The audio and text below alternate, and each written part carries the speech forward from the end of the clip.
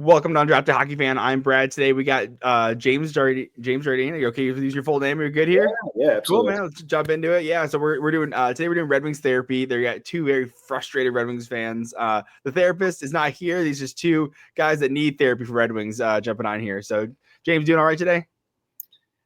Yeah, I'm doing well as a whole, waiting on a new baby. But in the meantime, was super excited the past couple weeks about what the Wings could do and get in the playoffs. And now, just after these last 5 games, pissed, Just furious. absolutely pissed. So let's start with the positives. You saw we talked about wanting to start with some positives. So what are some positives you can say about the Red Wings right now? First off, So I mean, before we started recording, you mentioned it. I think that Elmer Soderblom has been a revelation up front for the Wings. Yep. It's crazy to see him skate as big as he is. How he glides and gets down the ice so fast. He's always on pucks, and his reach. I mean, 6'8", pretty much do whatever he wants with the puck with his reach, offensively and defensively. He's scoring pretty goals. He's, I was thinking about it earlier today. He's like a bigger Nichushkin in my mind. Yeah. He's got the hands. He's got the speed. He's got the hockey sense. He's just bigger. But Nichushkin helped, the Avs win a cup. So I could see Soderblom on that same kind of trajectory. Hopefully not with the substances and the other off the ice activities, but you mean the Russian gas he's probably hitting? Yeah. But it's always fun watching him play. Which would be a great find, because the crazy thing is that Soderblom is an Yzerman pick. He's from the 2019 draft. He's a 6th round pick, and people are like, "Hey, Yzerman doesn't pick guys. He doesn't hit outside the first round." It's like, well, mind you, anyone outside the second round is a crapshoot. It is. I mean, Red Wings are lucky with Bertuzzi, but like overall, like it's a crapshoot. Like there's no guarantee that these guys are going to hit. So you're seeing guys, and my biggest frustration is people are like, because I'm frustrated still. The positives though is if you look at who the Red Wings have in that are Yzerman picks, that are Yzerman draft picks, you have Moritz Seider, Lucas Raymond, Kasper, Albert Johansson, Elmer Soderblom, and I think that's all of them. So you got like 5-6 guys that are coming up here and they're playing well, and these are all guys that are Yzerman drafted, and they're hitting. And we're seeing Nate Danielson's perform really well in the AHL. Axel St. Pellica just. Did you see the news about Axel? Like recently, no, but today, I know he's tearing it up. Today he just beat the record for U20 defensemen in the SHL. So like he has the most points scored by. So he's breaking records in the SHL as a 20-year-old. So you have a guy like that. You have Sebastian Cossa killing it in the AHL. Trey Augustine is probably the best goalie in the NCAA. Yep. These are guys that are absolutely have a huge trajectory. And if you look at what Yzerman came into, you have the applicator contract. DeKaiser was slowing down quickly. Like and think about all the first round picks that Yzerman, and look at me, I already gone on the rant. But I'm thinking like, what was Yzerman left with? Dennis Cholowski didn't hit. Zadina didn't hit. Like, I mean, Rasmussen was not supposed to go 9th overall. He probably should have been a late first, early second round pick, and they picked him 9th overall. Joe Veleno, he's gone. He was a bottom, a bottom 6 guy, and so like, and then Berggren's now finally starting to break out, right? Like, and these are all Holland guys. And so what was Yzerman left with from that Holland era? Berggren, Veleno, Larkin, Rasmussen. And I'm like, okay, well, Veleno's gone. Rasmussen is not a first round pick. Like he's good. Yeah. I like him. He's a 3rd line winger, occasionally 3rd line center. Berggren is a bottom 6, probably 3rd line winger. And you have Larkin, which was if there was a redraft, I think Larkin would probably go top 10. In my opinion. But yeah, to me, people don't give Yzerman enough credit of not getting lottery draft picks. And it absolutely takes time. Holland talks about this taking 6 to 8 years to get out of a rebuild. We are now just finishing the 6th year. So, and they were already starting to sniff the playoffs. So I am absolutely frustrated, but like this shit takes time, man. Like it just does. Like, and it is so frustrating, I mean, when you think about it, as fans, in any sport, whoever you root for, you want success now. So when you're not getting it, you get frustrated. And I think that with Steve he is finally starting to get his own team that he's built. Mm-hmm. So maybe he's been kind of waiting to, make certain moves until he had his own, everything was his own, that he brought in. I don't know. I think it's fine letting Veleno go. Yep. I mean, he was all right. He showed some sparks here and there. Mm-hmm. See ya. Yep. Goodbye. Rasmussen, you know what you can count on? You can count on Rasmussen getting to the red line, dumping it in, and losing the puck battle. I mean, that's all he's good for. I mean, he scores, some goals, but I mean, occasionally. I mean, he's not a top line guy. Rasmussen right now, he's injured. If I look at his stats right now, he was injured. Sorry, he's got 16 points in 58 games, so he's basically put up a point every 4 games. And I'm like, that's what you get for 9th overall. Get out of here, dude. Like, no. And so to me, with Raz, I think this is what I was talking about earlier today. I said a package. So they were talking about like, what would you do for like a Marner or a Rantanen? And I was like, okay, you need like, or was it? So I did a comparable for Rantanen of what Carolina gave up to get Rantanen the first time. Okay, so it was a Natchez, who's about a point per game player. Well, that would probably be your Alex DeBrincat. DeBrincat scores about that much. Like, so you're gonna then it'd be you have a Jack Drury who was bottom 6 guy. I'm like, well, that's probably Michael Rasmussen, like the comparison. And then it was a 2nd and a 4th round pick. So to me, I was like, are you for Mikko Rantanen, if he's willing to sign here, would you have given up Alex DeBrincat, Rasmussen, a 2nd and a 4th? I wouldn't even give up a 1st. I'm like, I would absolutely do that for Mikko Rantanen. If we get the Mikko Rantanen of even partially out of Colorado, even if we get, like that's something that I would absolutely entertain.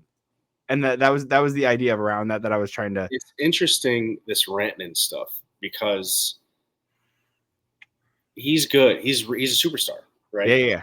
Had a couple 100-point seasons with Colorado, but he's playing with arguably the best player in the world. Oh, absolutely. Nate McKinnon.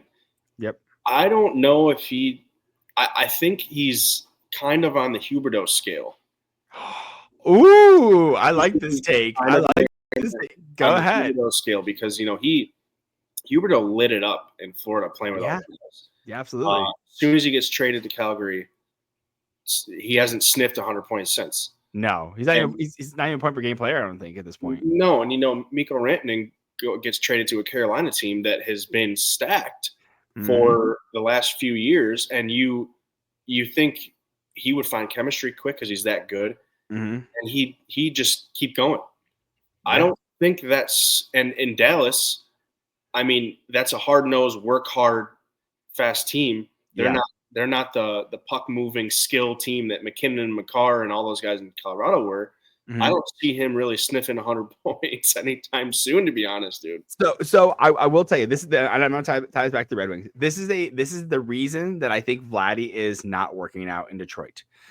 You look at the teams that, like, teams have cultures. The good teams have good cultures. A lot of what you see with like Boston, it's a very American culture. Like, they're American. They bring in a lot of American guys, even Canadian guys, but they speak English.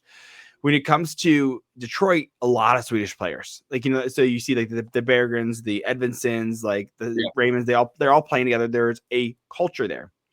So I can see the logic behind Carolina trading for a Rantanen. He's finished. Me too. I mean, what team wouldn't want to do that deal? I'm saying even on a culture side, because the three biggest Finnish cultures are Dallas, Carolina, and Florida. So those were going to be, to me, that was, if you're going to trade for Rantanen, those ones make sense. Carolina, you have Sebastian Aho, you have I can't think of other Finnish players, Kakiniemi. There's other Finnish players there, so that makes sense. Like, to be able, like, if I went to the KHL and everyone was speaking Russian, I'd be like, I feel pretty left out, right? I mean, even the SHL, like, I went to Europe this summer. Went to Paris, and I was like, it was weird walking by someone and having no idea what they're saying. Like, imagine that being at your workplace, that you can't, like, it's hard to understand people. Like, I speak fast. Imagine having to have your English your second language, and you have to listen to me just rip all the time, dude. And so I think Dallas. I think he's going to work out in Dallas. I think he gets back to a point per game player. Just to give you some numbers real quick on Mikko Rantanen, and he was doing 1.3 points per game in Colorado and under half a point per game in Carolina. So, so I think, and I think a big to what you're saying. I think a big part of that could just be him not finding his legs in Carolina as a whole. Maybe not his gameplay per se. He just wasn't used to it, and he had been in Colorado for how long? Like 8-10 years. It was like, So I mean, it's longer than that because he's 28. So even longer than that. But so that's the kind of bring back to this is Red Wings, right? So let's bring back to Red Wings. To me, Vladdy is Russian. Name another Russian on our team. No, none. Mm-mm.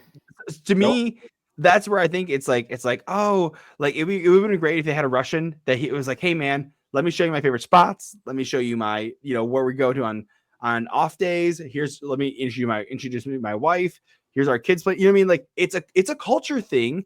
And I think that's one of the reasons that he's not working out. So that could be the case, but how many Russians were in Florida when he won the cup with them? I think it's a short. You can kind of, there's a lot of it of hype. I think, you know what I mean? I don't know. I can look at the Florida roster. I think there were maybe Dmitry Kulikov, if he was on that team, maybe one. Yeah, maybe. One person made that big of a difference for Vlad. There's a bigger problem than we're talking about. But I guess there's something about being. I mean, like I guess it's kind of like being in a house party, like a house party for everyone. You're like, you're like, I don't know what everyone's saying, but I'm feeling like I'm having a good time, like it's where you have to be the guy. Florida was a very different team than the Detroit Red Wings. Yeah. So I'm not even seeing any. Oh, Russian was Bob. Bobrovsky. Oh yeah, you're right. Okay. Kulikov, and I'm looking at Kulikov. This is just this year's, by the way. So I mean, I don't even know what it was last year, but like even Bobrovsky being there, like still helps, right? That makes especially Bobrovsky's been there for a long time and he knows the spots, and it's like, and it also like you kind of know you're not going to be there long term. Like it's the difference between moving to a place for a semester and then there's another place calling it a home, right? There's a difference between traveling abroad to Europe. And then there's difference between moving to Europe, Yep. So, and he's signed for this year and next year, and he has a full-blown no trade clause. I did not intend. So I put out a trade proposal that he should have been traded to Washington, and Red Wings should have retained on him, like just retain him, and maybe even send out a third-round pick with him, and just say, here you go, or like trade out. Like I think I did a Mangiapane trade where like because he's not working, Mangiapane's not working out in with the Capitals, Vlad's not working out with Detroit. I was like, oh, we'll just do a swap, right? That was my thought process on that. Yeah, but I mean, and change of culture, change of scenery works a lot of the time. Mm-hmm. But I mean, that's just swapping another guy for someone who hasn't worked out and who isn't that type of, Well, to me, the same situation. The benefit is that Red Wings would have not had to pay him next year, and they would have had half retained next year, right? So, like, you get him off the contract, you try out Mangiapane. If he works out, he was a UFA at the end of the season. So, like, you're kind of off the books of Mangiapane, and then Vlad, you retain him at half just to get him, just to even open up a roster spot for someone to come in, right. Or you can try and sign for someone or trade for someone, right? Like, and speaking of trades, let's talk. Unless you want to move, I was talking about the Veleno Mrazek. Well, I just like. Two more positive things that have been nice watching the games these past 2 weeks. Edmonton is a dog. I mean, unlike one of our other defensemen, dude, Gus can get the puck in. He goes after it. He gets it. Puck control. He's got the reach that he can pretty much do whatever he wants when he's carrying the puck. He's solid defensively, dude. And the only player that seems to play with a motor the whole game, in my opinion, is DeBrincat. I've been saying that. Thank you, dude. He is on everyone's ass. He wins puck battles. Yes. He scores. I mean, and Tyler Mott and Shiner, like those guys. The guys are like, because like DeBrincat plays like a fourth liner. He grinds, and like he's successful in his. He's skilled enough. I mean, Tyler Mott. He's the typical college hockey player, dude. Dump and chase, go balls to the wall, but doesn't do anything, dude. No, DeBrincat's good actually. Yeah, DeBrincat's really good. Raymond's there too, I think. No, you know what? That's a good point. Raymond is on pucks and on guys. Yeah, like you. Larkin is too. Larkin, yeah, but those two. I think Larkin's injured though. Right now, they're kind of both going through a little bit of a slump since Four Nations. I mean, that Four Nations tournament was intense. I mean, how many? 4 games in 8 days or 7 days? Yeah, something like that. Yeah. I mean, and that type of environment is just 5 for Larkin because Larkin played 5 games. He had the championship game too. Oh yeah. So no, it would have been 3 games for Raymond, 4 games for Larkin. Yeah. That's what it was. But yeah, those DeBrincat and Raymond, man, and Larkin. Let's just say them 3 are they forecheck, they back check, they're on your asses. So those have been pretty much the only positives that I've seen. I will say Albert Johansson on the sec. I mean, he went from no. This is what I'm saying. Like he was a 7th D. Hey, should we re-sign this guy? Almost right. Like it was like, oh man, him or Justin Hall. I don't know, maybe Justin Hall, right? And that's how it was with the loan, right? Right. And the loan talked about how Albert Johansson have a hard time adjusting the game because it's a confidence issue and stuff like that. You bring McClellan and he says, boom, you're on the second pair. You're playing right. Also, you're playing the right side. So he's playing his offside because he's left-handed. He should be playing third pair lefty. He's playing second pair righty because Petrie's out. And he's making mistakes. He's still a rookie, but he, in my opinion, is impressing me that he made that jump. I'd say because he's not leaps and bounds, man. I mean, yeah. When he's out there, yeah, he makes mistakes sometimes, but like he's uber confident. A lot more confident. Yeah, he goes right at guys. Yeah. He defends well. He's kind of got a little. I mean, not as much. He's kind of got a little Lane Hudson. Wow, buddy. Yeah. Kind of on the blue line sometimes. I mean, obviously not as much. Yeah. I think he's also surprised me. Yeah. Well, yeah, and he was one of those guys. Again, I wasn't sure whether they should give him another contract. I was like, is he worth it? Like they got to now. I mean, well, now they do. But at the start of the year when Lalone was here, I was like, he's a 7th D. Like, was he a Troy Stetcher? One of those guys where like he's like who is being health bombed in Edmonton. Yeah, I know, dude. Well, dude, are ready? You need to pause. No,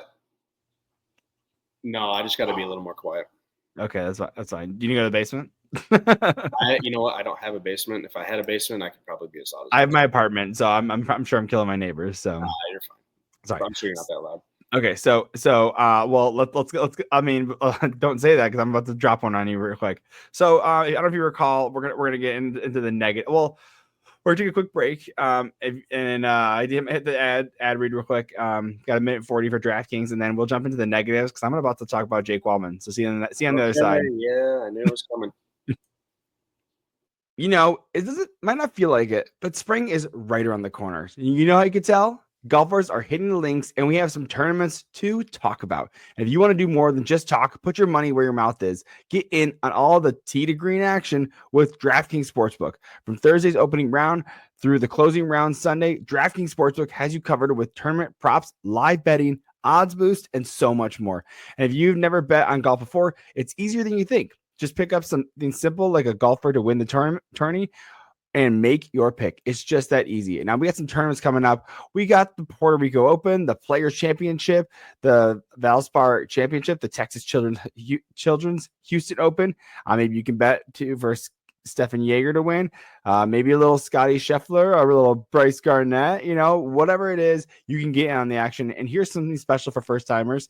New to DraftKings customers, bet $5, get $150 in bonus bets instantly. Download the DraftKings Sportsbook app and use the code THPN. That's code THPN for new customers to get $150 in bonus bets when you bet just $5. Only on DraftKings, the crown is yours. Gambling problem? Call 1-800-GAMBLER. In New York, call 877-8-HOPE-NY or text HOPE-NY. In Connecticut, help is available for problem gambling. Call 888-789-7777 or visit cpg.org. Please play responsibly on behalf of Boo Hill Casino and Resort. 21 plus, age and eligibility varies by jurisdiction. Void in Ontario. New customers only. Bonus bets expire 168 hours after issuance. For additional terms and responsible gaming resources, see dkng.co/audio. All right, we are back. I was trying to give you a countdown. Let me. I need a pause. Calvin's crying. All right, 1 second. And we're back talking about the Jake Wallman. And dude, I can't get past this. This is the one mistake that I can't forgive Yzerman for. At all. I don't really remember a whole lot when it happened, but when we traded him, I feel like he was just starting to look like a number 1 D pair defenseman, and out of nowhere, he's gone. Well, he was playing really well, and then he started to really drop off. He was making a lot of mistakes. So they dropped in the second pair. They're like, hey man, like it seems like you're overworked. And he was starting to get overworked because he had never been in a first pair D. He'd always been like second or third, and more like third on the Blues. And so he got down to the second pair. Still was kind of struggling, so they dropped him to the third pair. And then it was like, and he was getting attitude problems because he wasn't getting supposedly he was getting attitude problems with the coach with a loan. So they're like, well, like, dude, you're not like you're gonna if you can't work with this coach, like we can't have you on the team. So he does they do a salary dump where they dump him with a second round pick to the San Jose Sharks. And so to me, this is the positive, I would say. So basically there was 2 trades. This is 2 trades in one. That's why, because before we get to Edmonton in the first round pick. So the first trade was Yzerman traded Andrew Gibson, which is a right-handed defenseman. Red Wings have a lot of they don't need another right-handed defenseman. They have Axel Sandin-Pellikka coming up.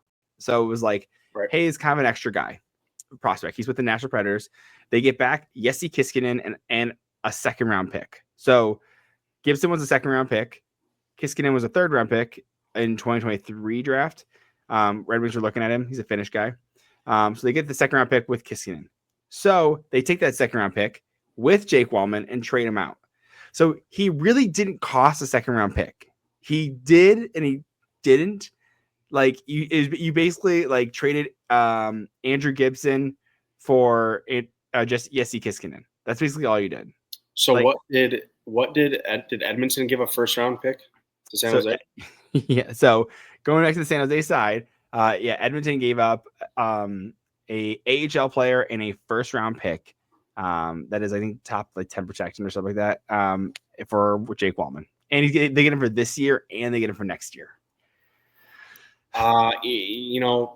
Dude, for Edmonton, huge fuck up, dude. Huge fuck up. Yeah, I mean, that's one of the fuck ups you could talk about. I mean, a big one is still the Olli Maatta one, man. I mean, I think about that all the time. I think, but like I mentioned before, like it was Olli Maatta was like when you look at the left side, it was Sherratt, Edvinsson, Gustafsson. Like if you look, so it was Sherratt, and I agree. It was Sherratt, Edvinsson, Gustafsson, Maatta on the left side, and you had Albert Johansson as well. Do you need to pause again? No, I'm looking up a stat. You're good. So yeah, so you had Sherratt, Edvinsson, Gustafsson, Olli Maatta, Albert Johansson on the left side.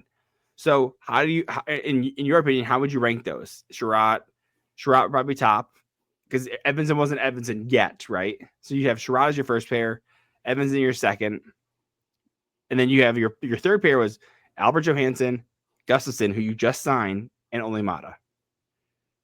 Like, Olli Maatta is the first guy on the third pair then. Oh, I agree. The problem is you just signed Gustafsson to be your Shane Gostisbehere replacement. Which I don't know. I don't know where. Oh, it's just got worse for Gustafsson, dude. If you need me to look something up, I can look something up. I got my computer right here. No, I'm just trying to think. So Gustafsson has scored with the Washington Capitals. He had 38 points in the 22-23 season. So I'm not. I mean, yeah, that's not a ton, but like he had 60 points in Chicago in 18-19. I don't know where that thought process that he was going to be a Shane Gostisbehere replacement. They're not the same. I mean, he was going to be a Shane Gostisbehere light with a little bit more defensive ability. He's a four-man Shane Gostisbehere. Yeah, with the Rangers, he had 31 points in 76 games last year. So, 31 points is not too bad. I think Gostisbehere had 45, so which is a lot more clearly, but it's still not. How old's Gustafsson? Gustafsson is 33 or 30, 32. Dude, I mean, you're banking on a guy who's going to be in his mid-30s, getting production that Shane got. I mean, it's just I don't know where. I mean, maybe Gostisbehere is 30. Gostisbehere is 31. And he had a lot more mobile, a lot more 56 points, dude. 56 points in 81 games with the Red Wings, dude. Never mind. Gustafsson was supposed to be partially. The problem is, so what I heard is that Shane Gostisbehere didn't want to sign here because he wanted to sign with a contender. So that was the rumor that I heard, which in Gostisbehere ended up signing with So with the Red Wings, he was making 4.5, I believe it was, 4 point. Some along those lines, 4.13, 4.12. He goes and signs with Carolina for 3.2 for 3 years at 31 years old. So he signed for cheaper and longer and on a contender. Arguably, I mean, because Yzerman's hey, if you can't sign him, that's not Yzerman's fault. That's the issue. Is that how do you replace Shane Gostisbehere? He was a monster last year. Well, if a player straight up tells you, "Hey, thanks, I don't want to be here. I want to have a chance to win a cup." Yeah, not much he can do. That's not on him. That's the rumors that were going around. Throw everything at him, but he's there's not much he can do. Yeah. But to think that you're gonna try to replace him with a 33-year-old Erik Gustafsson. Mm-hmm. Go to lunch, dude. Dude, honestly, dude, I'm all about. I've said this before. Trade for Erik Karlsson, man. Trade for Erik Karlsson. I would love that. Dude, he's on the back end of his career, but he had 100 points in San Jose. Dude, preach, dude. He's still a massive part of Pittsburgh's offensive game from the back end. I mean, he controls the power play. I mean, he's still the 3-time Norris Trophy winning, defenseman. 45 points in 65 games right now. Yeah, that's better than 30 points. I'm right here, dude. I was just looking at the Wings roster and some stats and just trying to convince myself why I have my opinions on certain players and why, the Wings are doing bad, right? Mm-hmm. So I'm a big plus-minus guy. Good. I think, if you're minus, a certain number the whole season, you're on the ice when bad things happen. Sure. Yeah.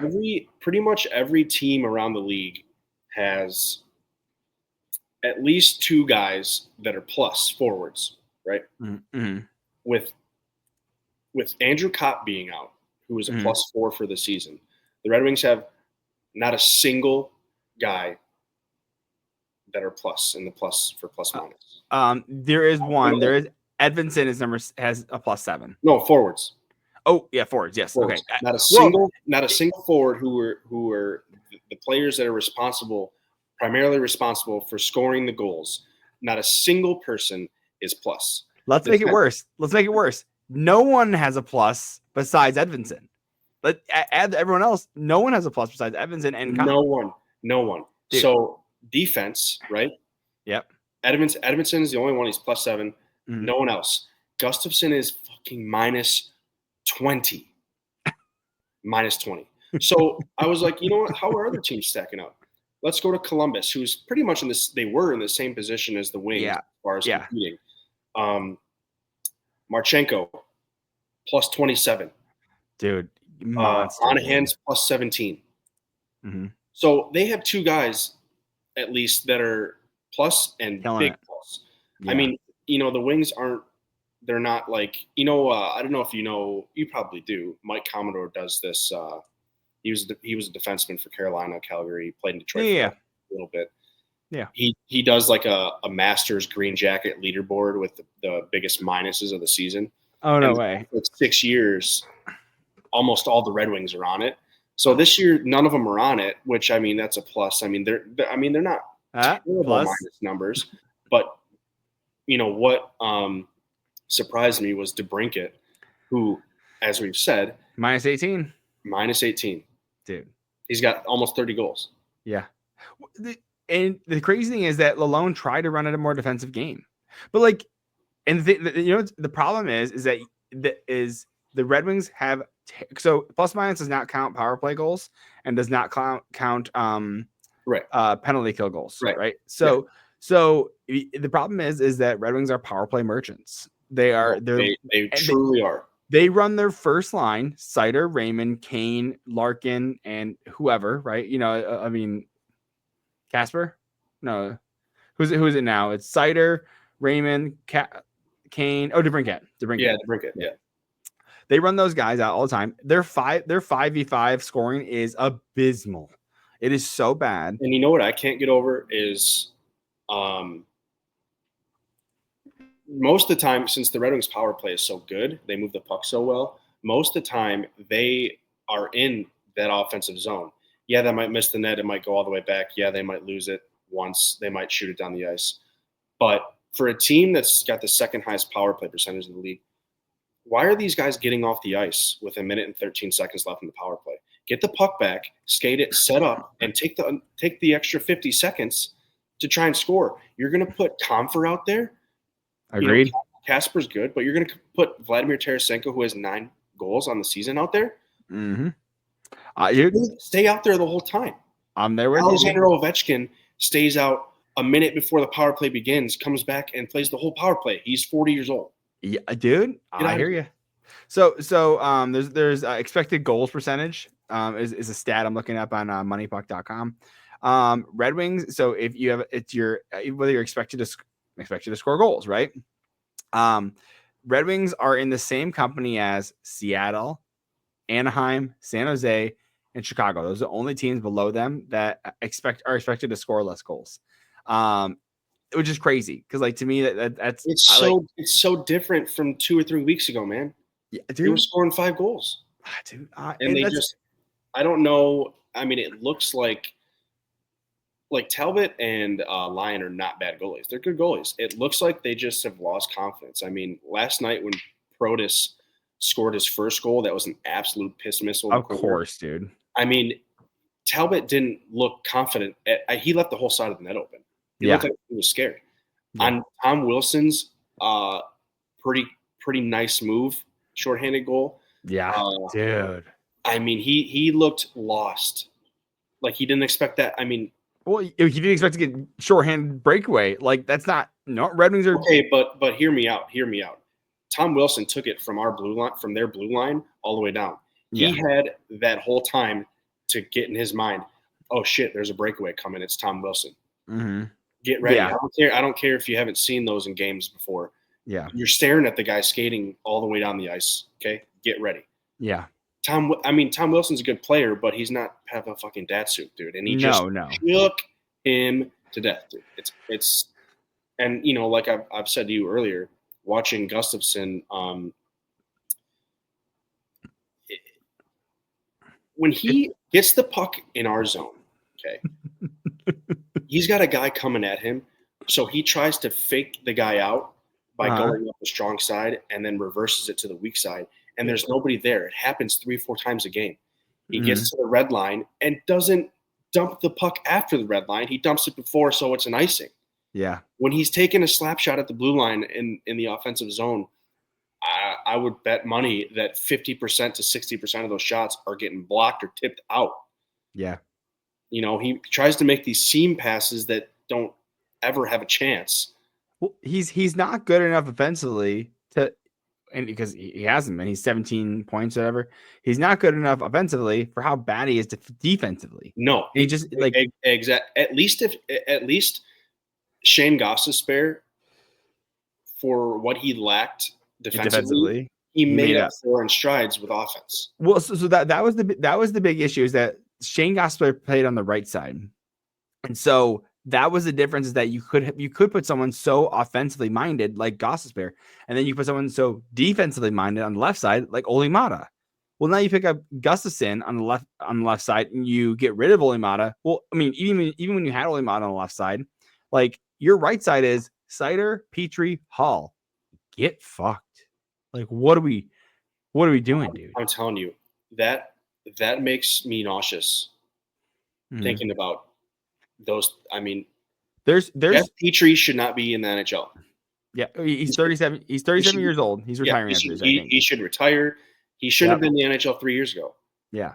Well, I mean, look at his face. He looks tired. Yeah. Dude. He looks like Brock Nelson, dude. Have you seen the pictures of him, dude? He looks. He's got a. He looks so old, dude. But another thing I was going to say was, trade deadline. I don't know what Steve is waiting for as far as hey, let's make some moves to get better and get a run at this thing. In our division, every team, with the exception of Montreal, every team that's basically in our position, besides Toronto and Florida, but they're included in this. Everyone that's in our position battling for playoff spots made a move at the deadline. Yeah. Florida made a move at the deadline. Tampa made a move at the deadline, which the Red Wings helped with for some ungodly fucking reason, right? It's a 4th round pick, dude. It was nothing. They had enough cap space, dude. If someone was gonna do it, it's like a 4th round pick, dude. Tampa Bay, of all teams who have been our fucking nemesis, if they asked me to take on Yanni Gourde's contract so they could have him, get fucked, dude. Dude, Tampa Bay isn't even in the same stratosphere as the Red Wings, dude. To me, it's get fucked. Not helping them. Okay, they're in our division. Not helping them. Fuck them. So I agree. Ottawa. So who's in competition with us? Ottawa and Columbus in our Ottawa, Boston, Columbus. Boston tore it all down. That's crazy. That's not what No, I know, but I'm saying they made moves. Even Columbus trade. So Columbus. So that's what I was trying to say. Like Carson Soucy went for a 3rd round pick. You couldn't offer a 3rd round pick. He's 6'5". Luke Cunningham went to the Columbus Blue Jackets for a 4th round pick. I'm like, just do something. You're gonna let Columbus make all these moves.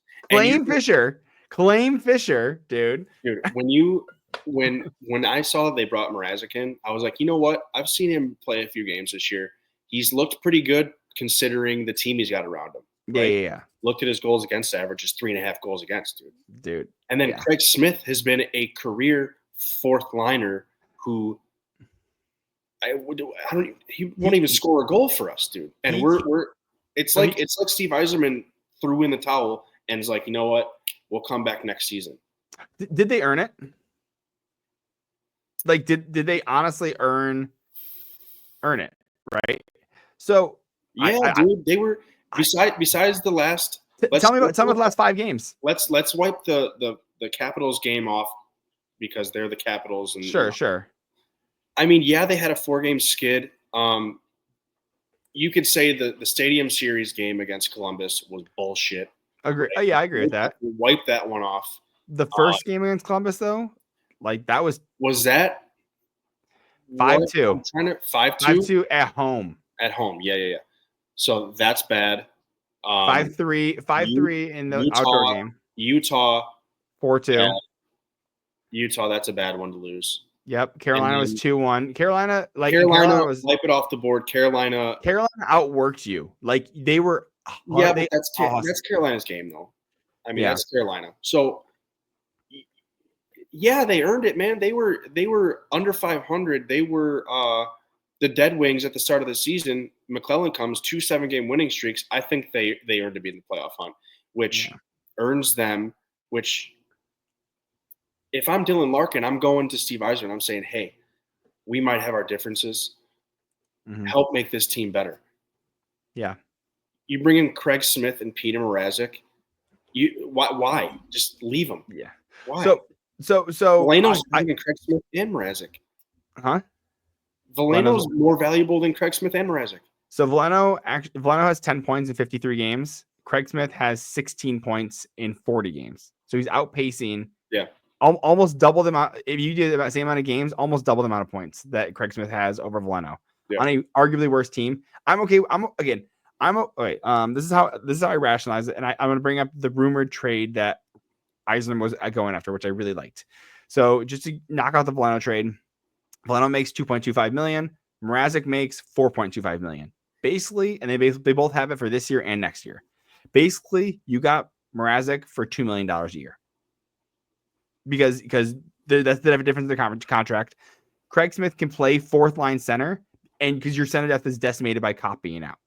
I kind of get that. I can kind of see it. It's a shit move overall, I think.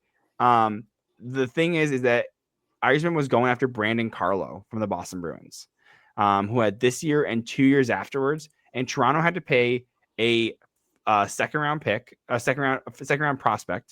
a first round pick, and a fourth round pick for that, which I would have been okay with. But like, I mean, I don't know. Like, do you want to? I mean, I'm sitting here. I mean, get fucked on a defenseman. Bring in a forward that can score, dude. The Rangers, who are shitty but kind of still in the playoff hunt, they got fucking JT Miller with all the other stars on their team, dude. I mean, it's just you don't do anything. They might as well have said, "Hey, we're going on vacation for this trade line. We're whatever." So Brandon Carlo is 6'5", plays the right side, and he's 28 years old. He has this year and 2 years after that. If they wish they would have gone for that one, because that would have imagine having Seider and then Carlo as your right side. Like, defense looks way different then. Then you put Albert Johansson on the third pair. Let's say theoretically, right? Let's move him down because you move Justin Hall out. Seider, Carlo, Edmondson, Johansson, Sherratt, like that. Your top four of Sherratt and like Gustafsson. It'd be Gustafsson, Johansson on your bottom pair, which I like better because Johansson's more of a defensive defenseman. So like you kind of cover Gustafsson's ass in that case. Like I don't mind that at all. You don't. No, you don't. No. Because as good as Johansson's playing, he's a rookie and makes mistakes. You want him or Hall? You don't put yes, he's a veteran. You want Hall? You don't. He's a veteran. You don't put two mistake-prone players, one who's -20 and one who's a rookie, on the ice at the same time defending. Away games, they're not getting the benefit of this change, so they're getting the bad matchups. If we're playing Colorado, or no, in the playoffs first round, if we're playing Florida, who do you think they're going to put their best line out against? Oh yeah, those two. Not Johansson, but that fucking idiot haircuts. Yeah. No, dude, I hear. So do you think? So I agree. The forward depth needs to be improved. I don't think the Red Wings have a good enough forward depth in general. That is one of their weak sides. Is that supposedly Axel Sandin-Pellikka will be coming over before the end of this year, and that's one of your right side guys right there. So you could have which would be sick, right? You could have had Carlo, Seider, Carlo, Axel Sandin-Pellikka, which would have been nuts. Then you can move Johansson to the left side, and then you kick Gustafsson out completely. Like, love that. But again, I'm like, now you don't have it. Maybe you get Sandin-Pellikka coming over. That helps. That kicks out Hall, I guess. I don't know, dude. Like, here's another thing. It's just so Kopp's out. You said he's out for like 4 months. 4 or 6 months, yeah. Rasmussen had a concussion. He was day-to-day. He's back now. But center, yeah. The trade deadline's coming up. Mm-hmm. Instead of trading someone and getting someone that could help the team, instead you call up Dominic Schein. Mazer. Mazer. He hates his fucking elbow the first shift. Yep. And Dominic Schein, who great story. Yep. Good for him for making his debut. Yep. Neither of those two players are going to help the Wings in any fucking way. Mm-hmm. Yeah. Make a move. If there's any year to do it, who in the future, who's going to want to sign in Detroit if there's no one here to play with? Larkin is this his 10th year? He's 28, so yeah, 10th year. 10th year. Raymond's young. Kane's going to be gone because he's old. Yep. DeBrincat is 8 or 10 years. Right? Yeah, he's 20. He's 20. He's same age as Larkin. So okay, 10 years. What are we doing? If Axel Sandin-Pellikka is playing so good, get his ass over here now. He's going to be better than fucking Erik Gustafsson and Justin Hall. Yeah. Make a move, dude. Make a move. And you know what? I said it yesterday. As great as a legend, Steve Yzerman, I looked up to him growing up. I got one of his memorabilia pictures hanging in my room. Yep. Get fucked, dude. We don't owe you anything. Yeah. He had success in Tampa, and I don't know if it was just luck with his draft picks, Braden Point, but he's just striking out here. So you clearly have a standard set of what you'd like to see Yzerman do.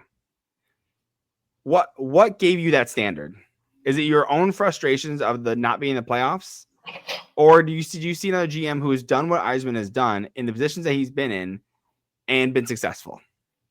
I mean, I've grown up. So I'm going to say this. Yzerman, when he got to Tampa Bay, had Hedman and Stamkos, a number 1 center and a number 1 D. I'm just giving you an example. And it took him 10 years before they even won the Stanley Cup. And he left before that. This is his 8th year, right?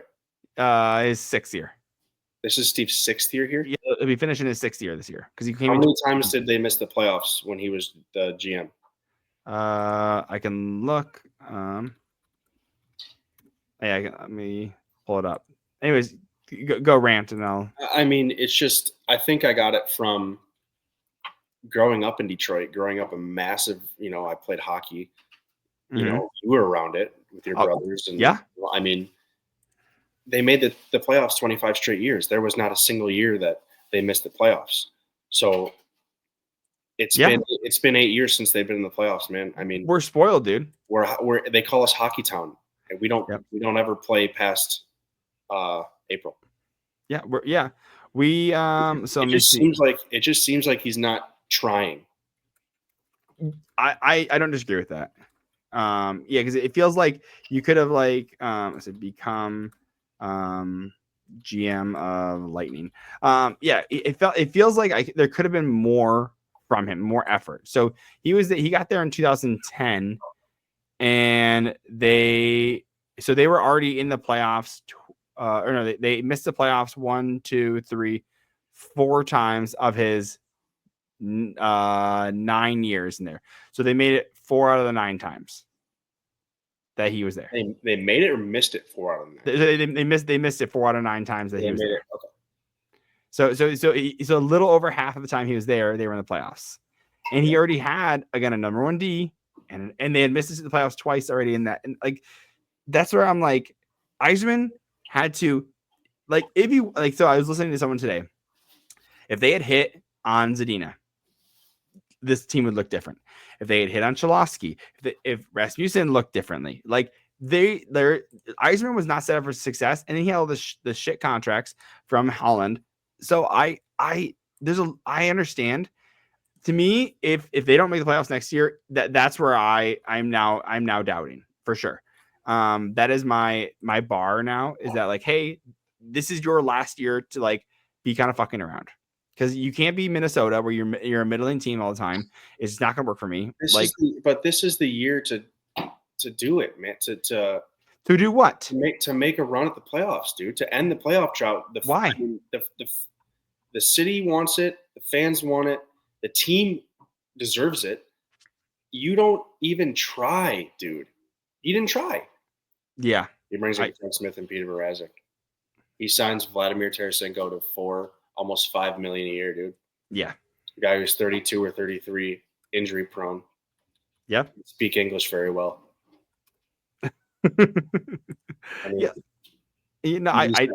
Jeff Petrie's still on the team. He signs Erik Gustafsson. Yeah. Well, so look at this. So from the Kenny Holland era, right? So what was he left over with? Mantha, he flips him. We got Sebastian Costa out of that basically. Dylan Larkin, that one's a hit.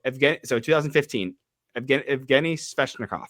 In 2015, so that means he was drafted at 18, right? He would have been 22 when Yzerman came along. And like you're like, oh, it'd be great to have a guy. He's got 45 points in 172 games. He was drafted 19th overall. So it's funny. Like I'm in a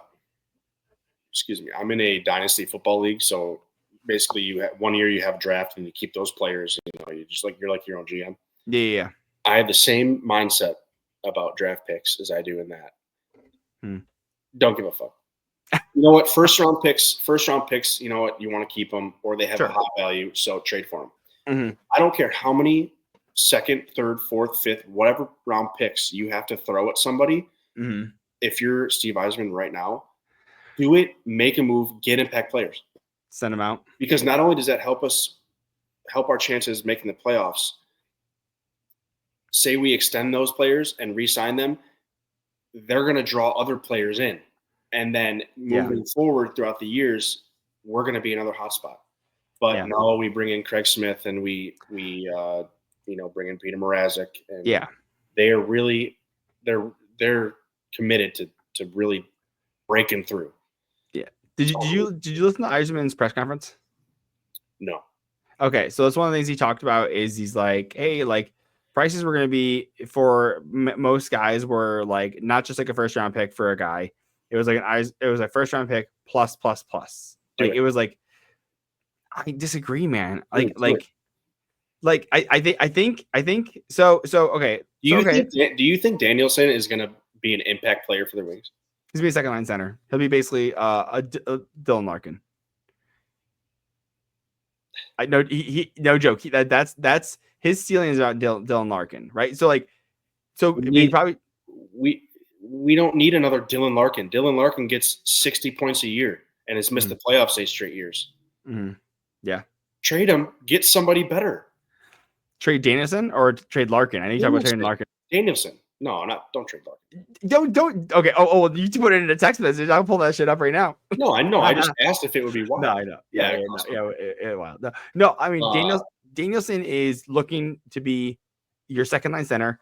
Casper's probably going to be your third line center because he's got the more grinder-esque. To me, I think I understand your frustration. I absolutely do. This is my therapist coming out now. I understand your frustration. Your feelings are totally valid, James. You know. Oh no! At the end of the day, who are we? We're no. But I don't disagree. I don't disagree with your frustration. I think the problem is we're spoiled. Like you and I knew the Red Wings from birth as a playoff team, dude. Yep. From birth, dude. Mm-hmm. I was 26 before they missed the playoffs. I was like, holy smokes, dude. Like, that is amazing, dude. You were 24, I think, when they missed the playoffs for the first time. Yeah. Like, we are absolutely completely spoiled. Holland left us in a shit spot. And I think Yzerman is doing his damnedest. It is, and I agree, it's not good enough because I'm like, dude, we're used to seeing cups. We're used to seeing the parade. We're seeing that was all like, you know. It's not even that now because we haven't been in the playoffs for so long. Like, I'm used to not making the playoffs. I don't expect the parades and the cups anymore. It's been a long time since that, Mm-hmm. And even 08 was a stretch, dude. I mean, 07, 08, that cup was, there had a lot had to happen for that cup to happen. So it was a lot of leftover 2002 as well, right? Yeah, that was like your Zetterbergs, the nostalgia of the Red Wing, legacy and the organization. It's seeing all these other shit teams making moves and trying. Mm-hmm. Why in the fuck would we let Buffalo trade with Ottawa in the division? That's crazy. That's Why crazy. Would we do that? I mean, basically, it was young player. Trade Danielson for him. I don't disagree. So basically, Dylan Cousins has a similar archetype to Dylan Larkin and Nate Danielson.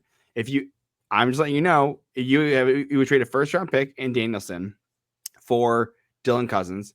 So, in my opinion, if you traded for Dylan Cousins, you're just getting better now. Danielson will probably top out similar to like I said, Dylan Larkin and Dylan Cousins. So like you're just doing that now to kind of like appease people. Like I get that, but it's like you're doing that to get better now. But having young, good talent like that draws other players. They want to sign with a team like us. Oh, Dylan Cousins is good. Who are up and coming, right? Dylan Cousins is good.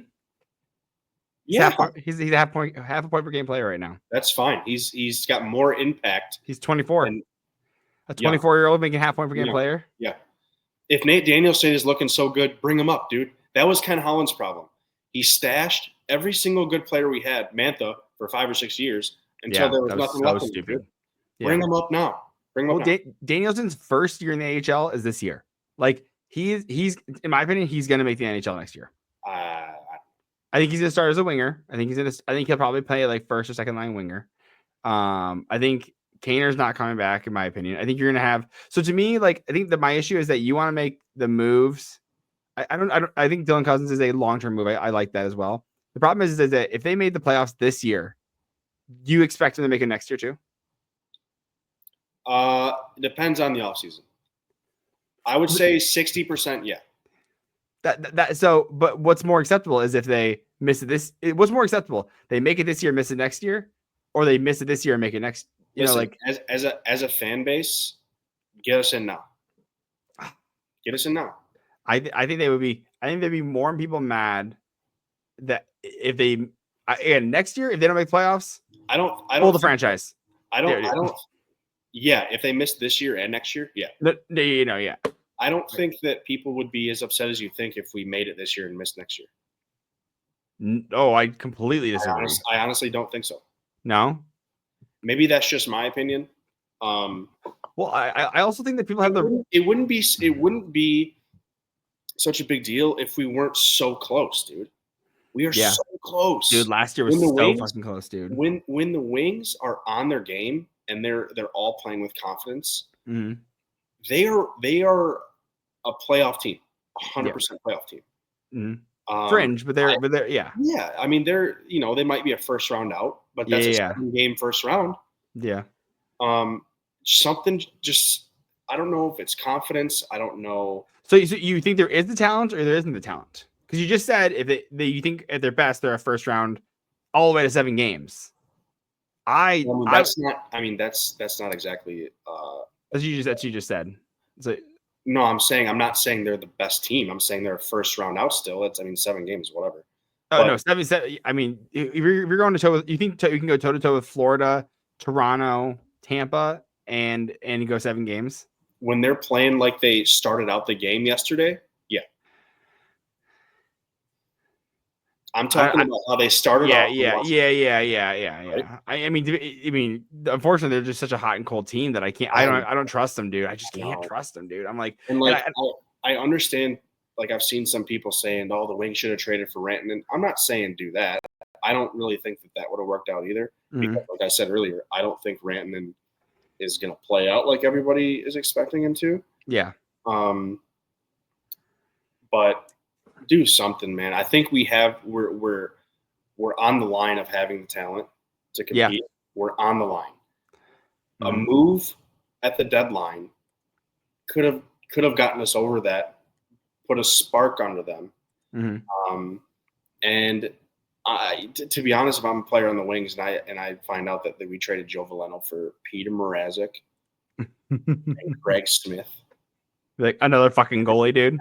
I'm packing my bags. I'm going to Cancun. Dude, I can't wait to show you this video and then they make the playoffs, dude. I hope they Detroit Tigers it and they sell a little bit and then they just go for that second, dude. I hope they make the playoffs. I've seen a bunch of people, after this trade deadline saying, "Fuck the Wings. I'm off the bandwagon." I want to make it very clear that I will never be off the bandwagon. Agreed. I love the teams. I'm ride or die. Yeah. If they're shitty, I'm shitty with them. Yep. It's fine. I want them to succeed. I want them to make the playoffs. It's so frustrating, dude. Yeah. It's frustrating. And why do we care this much when we're not even playing, right? Yeah. I just grew up with it. Yeah. Every hockey fan, every guy who played hockey growing up or watched the Wings or whatever was involved with it will tell you the same thing, dude. They'll tell you the same thing. It's the fucking cup, dude. I'll tell you, dude. I remember when the cup came to the White Lake Inn, dude, and I saw it there, dude. And like, unbelievable. I was. That's why I didn't have a hockey career, dude. I touched it, dude. That's my problem. Yeah. I was at the Joe when Sergei Fedorov in overtime took it end to end, scored. I was sitting front row at the other end. Dude. Awesome. We had season tickets, and I was there in the playoffs when Darren McCarty had a hat trick. I mean, against Colorado. I mean, it's just in awesome. our blood, dude. It's crazy. And to see him not, it just seems like ownership, management isn't trying their best to be successful, which trickles down to the players, and that's not a recipe for success. I don't disagree. So let's wrap this up on a positive note. So I'm gonna share with the screen. I'm gonna show you, and if you're listening on podcast, we'll be talking about these players. The screen shows, if you can, maybe I just zoom in a little bit. These are players that are available as UFAs who do not have contracts yet. And to me, I'm all for. So Mitch Marner is the top player. Matt Duchene, who's 34. Nikolai Ehlers, who's 29. John Tavares, Mikhail Granlund, Ryan Donato. Some of the players that we're looking at. Can you see this or no? Yeah. Oh yeah. Okay. Actually, we'll even do a little bit. Yeah. So they're UFAs next year. These are UFAs next year. And in my opinion, and I'm dead serious about this. I think the Red Wings have an opportunity to sign Mitch Marner because we live so close to Toronto. He doesn't want to leave Toronto, but supposedly he's going to be. And I think that the Red Wings have an opportunity to do that because he'll be closer to his family. Is he from there? He's from Toronto. He's a Toronto boy. So I think that Detroit I would absolutely love that. I agree. That I was saying either Rantanen or Marner. I'm gonna try to clean this up a little bit so we can see it a little better. I think that Marner will be a much more productive player than Rantanen. Mm-hmm. I mean, looking at this list, Matt Duchene, too old, get out of here. Yep. John Tavares, too old, get out of here. Should retire already. He gave up Granlund. Dude. Yeah. One of the most confusing things is at 34 years old, John Tavares is the captain of an original six team and says, you know what, Austin Matthews, it's time for you to take the reins. And doesn't retire? Get out of here. What are you doing? Yeah. Well, get out of here. Ryan Donato, see ya. Mikhail Granlund, I mean, he would make a positive impact on the Wings. I mean, even Brad Marchand, dude, he would the Wings. So I'm thinking you either need to go for Ehlers or Marner. But I was gonna say Nikolai Ehlers. If you can't get Marner, Nikolai Ehlers is right there. So I'm gonna give you. So we're gonna do deal or no deal. I'm gonna give it to you because this is I genuinely think based on the ones that I've seen, I'm gonna give you a deal or no deal. So you guys say yes or no. Okay. Mitch Marner, 7 years, $14 million. $14 million. That is supposedly what has been talked about of him getting in the open market, which, by the way, if he signs with Toronto, he's already making 10.9. If he signs with Toronto, they get the 8th year. So that means that he could sign the equivalent of $14 million over 7 years is 12.25 over 8 years.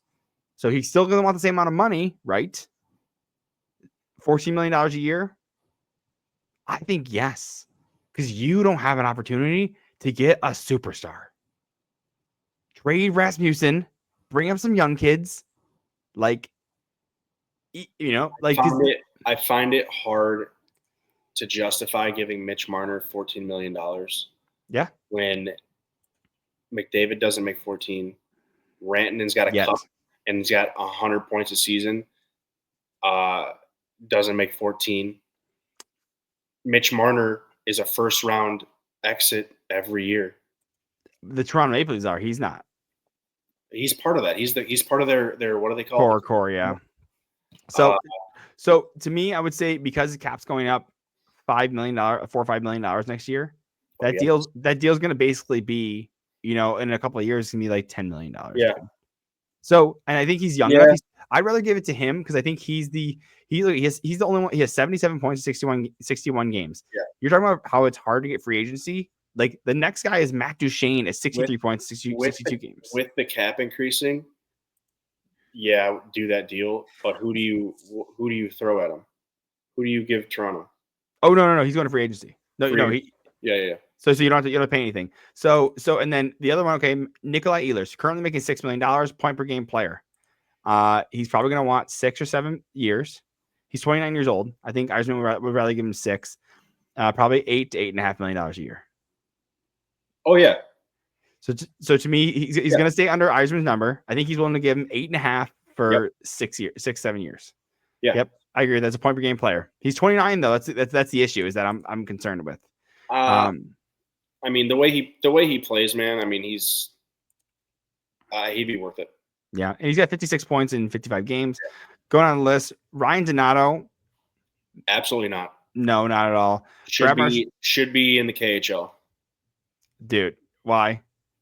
He's terrible, dude. He's got 47 points in 61 games, dude. How many teams has he been on? Dude, enough. Enough. Yeah.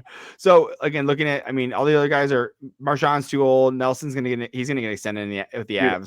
You know what? I was surprised about this free agents or the trade deadline cycle was that I saw so much about Kyle Palmieri. Yeah. I mean, yeah, he's been a reliable player for his teams, but I mean, dude, he's gonna be 35. Get out of here. Yeah. How is he doing? How is he doing on the island? He's got 41 points, 61 games. So I mean, he's got like Larkin production. Here's a question for you.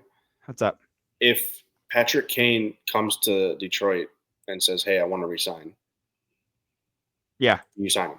Oh yeah, me too. Yeah. So and because he's a 35 plus contract, dude, he's still ripping.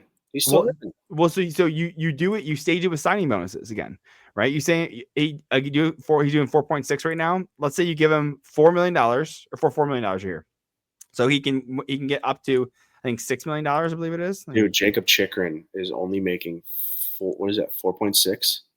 Yeah, I think which is crazy. He was drafted with a Red Wings draft pick. When Ken Holland needed to get rid of Pavel Datsyuk's contract, he sent Pavel Datsyuk's contract. Yeah, with him. Patrick Kane has the opportunity to make signing bonuses this year, up to $250 million. If he hits, so like, and it just kind of builds with how many games he plays. Right. Which I'm like, he gets an extra $500K if he makes the playoffs. Money. Dude, absolutely. Jamie Benn is making $9.5 million a year. Oh yeah, dude. His contract is crazy long. He won the scoring. Art Ross, the Art Ross, dude. 7 points, dude. Dude, I know, dude. It's so stupid, dude. Brock Besser. Brock Besser is one that I wanted Yzerman to trade for. He is a scorer. I think that he's a guy. They just didn't want to go of him. Well, so supposedly Vancouver offered him 5 years, $8 million a year. He said, no, I want 6. And then they didn't come to it. So they might re-sign him. Dude, that's crazy. The guy just wants one. It's not like he's asking for 10 more years, dude. But mind you, it's an extra $8 million. Yeah, I know. But they can't really afford to let him go if they're looking to progress. So theoretically, I hope he doesn't sign, because. And I think that Vancouver will actually trade Elias Pettersson. And if they do that, Quinn Hughes does not want to be part of a rebuild. And I hope he comes back to Michigan, baby. Let's get all his brothers in Michigan. Dude, let's go. Well, I think he'll end up signing with New Jersey because you're gonna play with other brothers. Yeah. Let's go to 25. Let's kind of see what Neil Pionk, a right-handed defenseman, making around $6 million. He'll probably want 7.5 for 5-6 years. What do you think? Ooh. You know what? I would be more interested in Ekblad. Oh, I would give Ekblad 10. Yeah, he's a proven winner. And he's a right-handed defenseman. Right-handed defenseman. He's got, you know what else, dude? He's got some fucking nastiness to him. That the wings. Oh, the other thing that I was gonna say. Former first overall pick, by the way, in 2014. Yep. So speaking about his nastiness, the other thing that I was kind of wrong on was my take on Mo Sider not being as good as and worth the contract. Yeah. After watching him since the last time I was on, I mean, he's a stud. I mean, yeah, he makes some bonehead mistakes still, but they are way less often than I thought they were. Yeah. And he just that nastiness and the way he pushes people around. When you get hit in the face, dude. Yeah, dude. I mean, you're not gonna. That's rare to find someone like that. So yeah. And I think that Ekblad would be a nice compliment. Yeah. So I think I also like Matt Grzelcyk, 31 years old, 30 points in 65 games. He's only making under $3 million a year. Like, I'd give another $3 million, $3.5 million for 2, 3, 4 years. You know who's but I would have to find a way to dump Gustafsson, like, because then you'd have Sherratt. You take him to the nearest fucking farm and put a bull in the back. You take him to the nearest landfill and leave him there, dude. Like Orion, baby, Northville. You know who else I'm looking at on this list is Jack Roslovic. He's a little water bug. 29 points in 62 games with the Canes. He's $2.8 million. I mean, that's a good depth piece. He can't play center. He's right shot. He's currently playing on the fourth line winger. To me, he has more. He would be a better piece than JT Compher. JT Compher, to me, there's something about his game. I just do not like him. I mean, what did he win the Stanley Cup with Colorado? Yeah, and then left.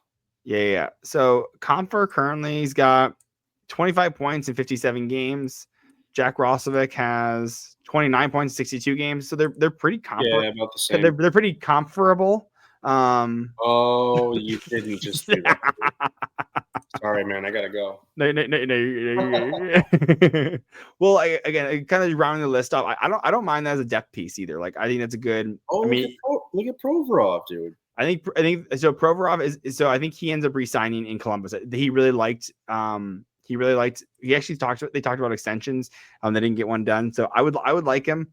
Again, a left side D. So you got to think about like who's crowded. So this is another reason. Okay, I gotta wrap this up because I'm gonna go on a full tangent just to give you an idea because I'm pretty dialed in with the prospects. Next year you're gonna have you can have Cross Hannes up here. He's got 15 points in 50 games. I think they don't requalify him. I think you're gonna get a guy like William or Antti Tuomisto, right-handed defenseman. He might be coming up. He's got 23 points, 51 games. So that may be taking that's your Petrie, right? That's your seventh D, I'd say. Emil Viro, 22 years old. He's a defensive defenseman, only 5 points into 51 games, but he's very much a who's like kind of like an Ole Mata. Probably he's a little bit smaller though. He's only 6 foot. You know, one thing that I think we disagree on that I just can't. That I mean, having played and stuff and talking to guys, I don't think it matters as much as you think it does when it comes to left or right-handed playing the left or right-handed side. It really doesn't. I think when you get to that level, at that level, at the professional level, they all have the necessary skills to be able to grab the puck off or on their backhand off the other side boards.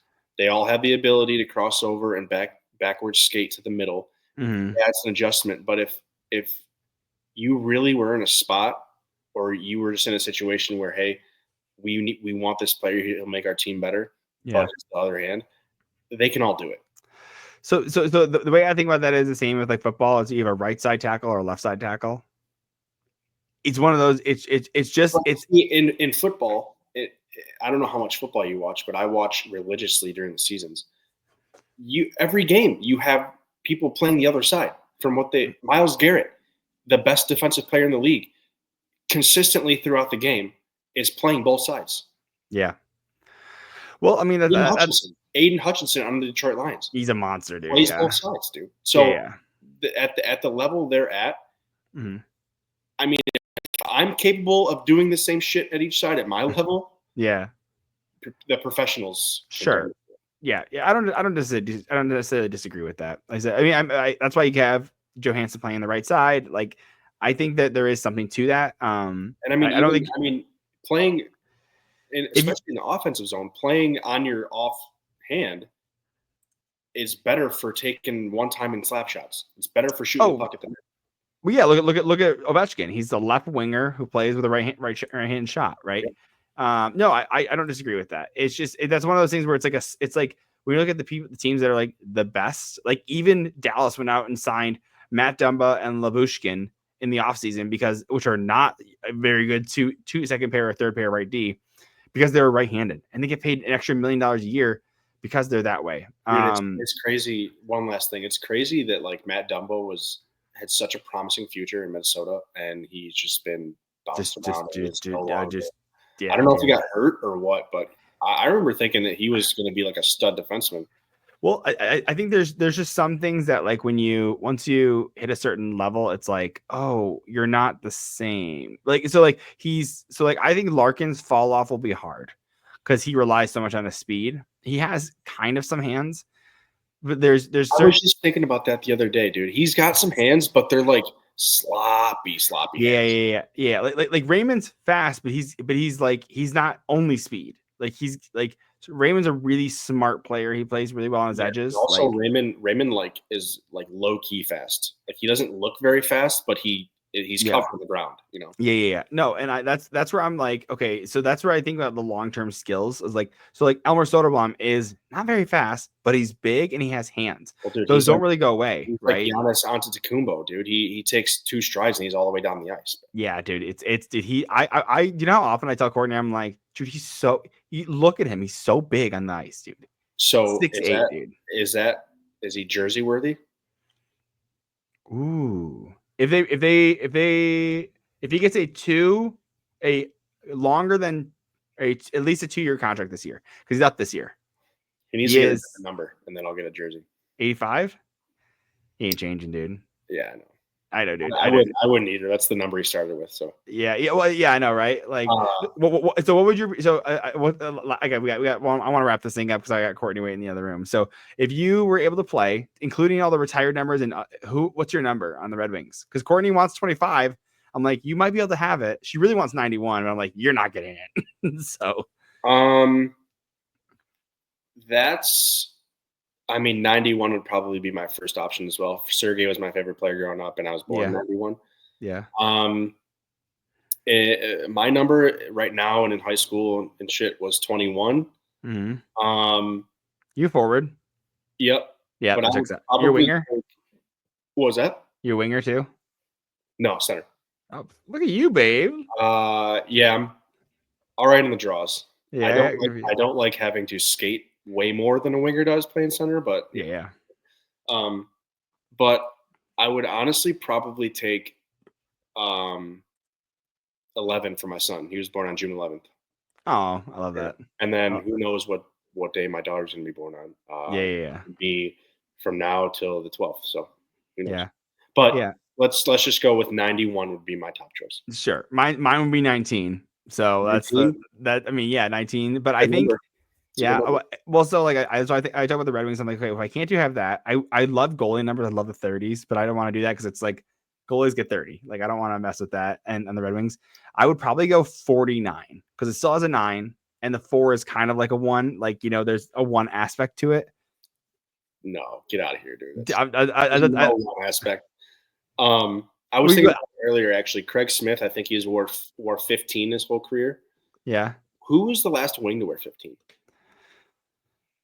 I didn't think of it off the top of my head. Dad, no. Boyd. Let's see. Dad. Dan was 11. Oh, that's what it was. Who was what was Devereaux? Boyd Devereaux was 23, or 28, or 28. Oh, we can find out. Let's see. Find out for. So you said for what number again? 15. 15. 15. There's. You want to guess how many people have had 15 on the team? So to be honest, when I was thinking about it, I didn't know if it had been retired or not. That's how few people I think. Oh no, no. The highest number they have is 19. That was done. But yeah, it's like 19, and everything else is like 10 and below. What 5 people have had it? 54. 54 people have had the number 15. So you're talking about right now, it's Sheldon Dries, who was like a center who played for like a game so far this But year. who was the last? Verana. Who? Verana, Jacob Verana. Oh, he did have it.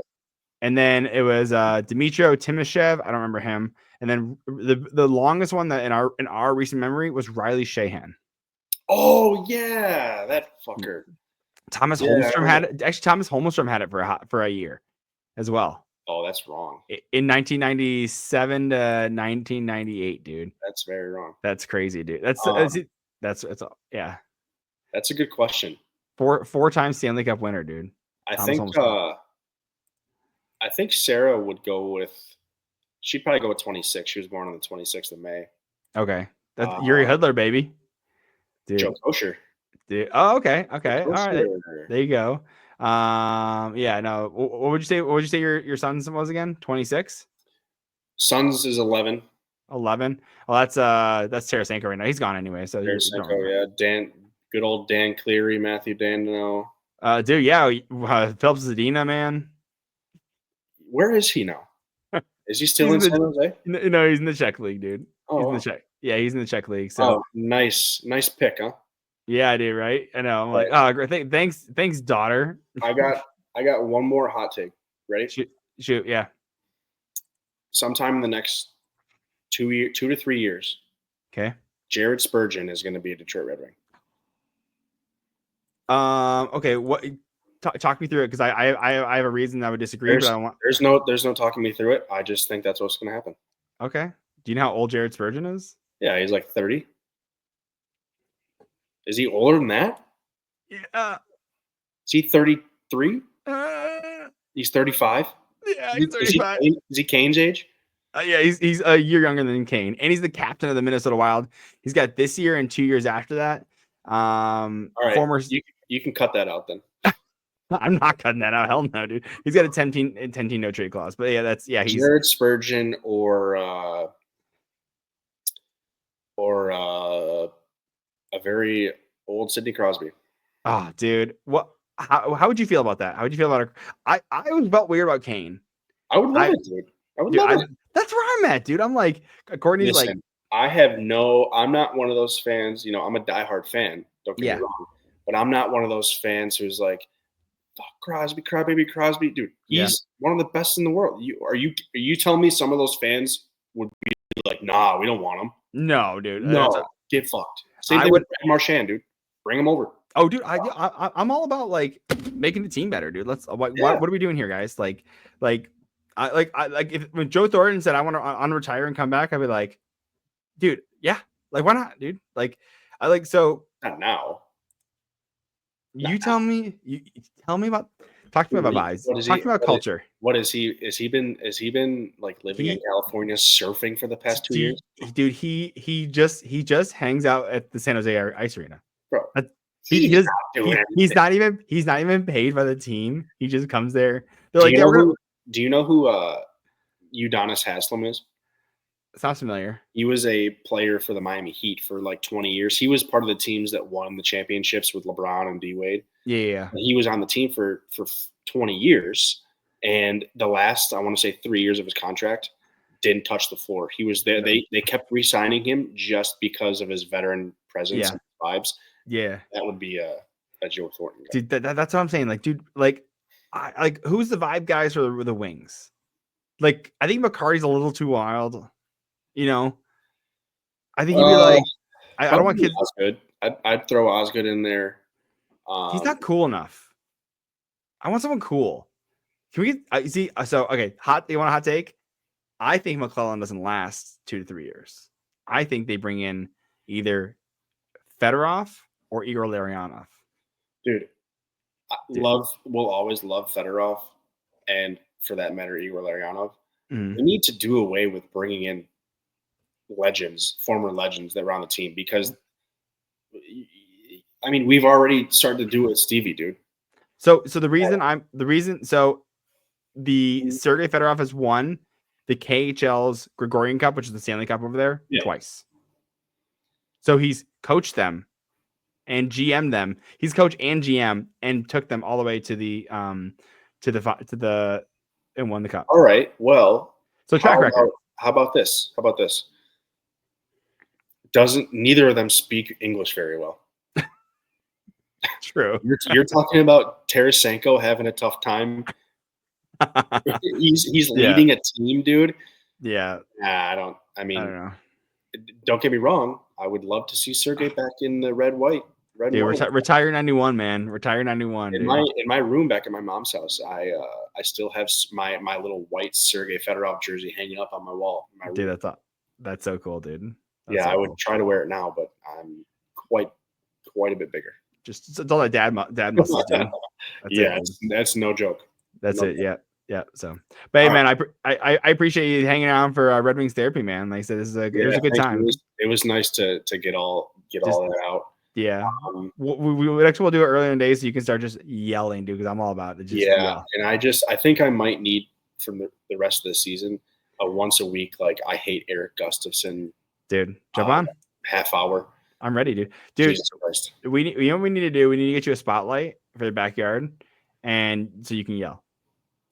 or sit in your car, dude, or something like that, and just lose. Freak the dogs out. I would wake the neighbors up. I can do it in my car, but then I would look like an absolute psychopath. Dude. I'm just saying there'll be something there, dude. Or we'll go somewhere. We'll grab a beer. I want to do a live podcast at a bar. Oh, that'd be cool. Have me and you just talk shit, dude. Like during the game. Yeah, dude. Like, well, and I do live streams with this. So, by the way, if everyone's listening, shout out. I do live streams occasionally. So, if you want to jump on a live stream and talk about the game, dude, while I'm doing it, Richie and I've done it. Jason and I've done it. Jason's like too high and drunk, so we have to kick him off at the last 5 minutes of the third period. Dude, it was overtime, and I'm like, dude, like he's like 15 seconds ahead of us on the feed, and I was like, dude, you're reacting, and I can't keep up. And he's like, oh, dude, fuck it, I don't give a shit. And I was like, I gotta take you off, man. So I took him off screen, and I could see him down in my little like backstage area, and he goes, I'm like, oh, they won the shootout, I guess. Dude, yeah, it's funny. If obviously these next few months are going to be a little hectic for me, but whenever I can jump on real quick, more than happy. Yeah. Hopefully we have some better things to talk about as far as the Wings go next time. Yeah, hopefully they win on Monday. Craig Smith and Mrazek are joining them on practice on Sunday. So that is a big game on Monday. Well, who are they playing? Ottawa, and they won tonight. So that they got 2 points today. So that damn it. Yeah. Actually, I'm pulling up the standings right now. How far are they out of the wild card now? Yeah, they have Montreal and Rangers are beating them right now. 3 points out of the playoff spot, I think. They're 2 points out of the playoff spot, but Columbus has a game in hand. So. Oh yeah, that's right. So. Well. Anyway, man, good seeing you, man. I'll catch up with you next time. Thank you for joining us on Red Wings Therapy. Huh? Thanks for having me on. I appreciate it. Not a problem, man. Appreciate it. Thanks a lot.